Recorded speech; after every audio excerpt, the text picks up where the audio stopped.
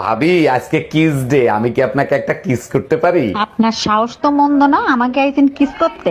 আরে ভাবি রাগ করতেছেন কেন? আমি তো ঠোঁটে কিস করব না, হাতে কিস করব। হাতে কিস করবেন কেন? আমার ঠোঁটে কি বিষ লাগানো আছে?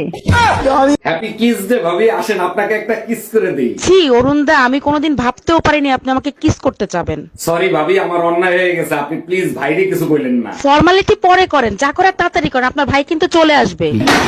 ভ্যালেন্টাইন ডে আসতেছে, এক এক দেশের লোক এক এক স্টাইলে ভালোবাসবে। ভালোবাসা আবার স্টাইল দিয়ে হয় নাকি? ভালোবাসা তো মন থেকে হয়। আগে হয়তো, এখন ইংল্যান্ডে হয় ইংলিশ কিস, ফ্রান্সে হয় ফ্রান্স কিস, আর আমাদের দেশে যা করে তাড়াতাড়ি করো, কেউ দেখে ফেলবে।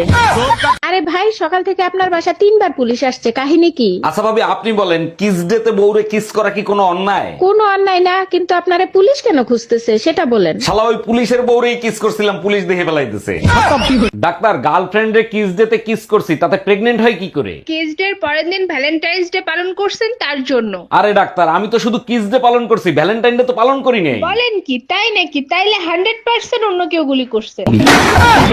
এই টুম্পা, এক গ্লাস পানি দাও তো। যতটুক সময় ঘরে থাকো শুধু হুকুম করো, এক গ্লাস পানি পর্যন্ত ঢাইলা খাইতে পারো না। তোমরা মেয়ে ছেলেরা যে বালের কাজ করো, সব কাজ আমি করতে পারি, এমন কোনো কাজ নাই যে আমি করতে পারি না। তাই নাকি? তাইলে একটা বাচ্চা পয়দা করে দেখাও তো। অরুণ ভাই, আপনার কাছে শক্ত মজবুত নরম কোনো দড়ি হবে? জি হবে, তার আগে বলেন দড়ি দিয়ে আপনি কি করবেন? এ জীবন রাখবো না, গলায় দড়ি দিয়ে আত্মহত্যা করব। সবই তো বুঝলাম, তা নরম দড়ি দিয়ে গলায় দড়ি দিবেন কেন? গলায় দড়ি বাঁধলে ব্যথা যাতে কম লাগে তার জন্য।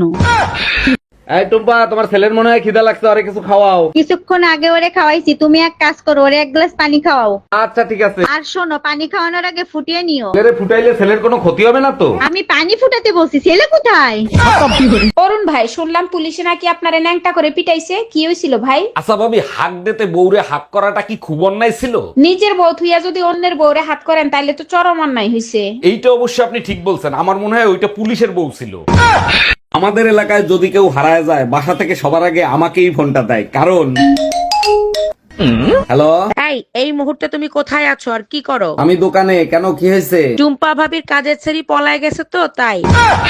ডাক্তার, দিনের বেলা যেমন তেমন রাত্রে বেলা ঘুমোতেই পারি না, কিছু একটা করেন। সর্বনাশ, আপনার শরীরে তো অনেক পুরনো ভয়ঙ্কর একটা রোগ ঢুকে রইছে। আরে ডাক্তার, কি করতেছেন? আসতে বলেন, ভয়ঙ্কর রোগ বাইরেই বসে আছে।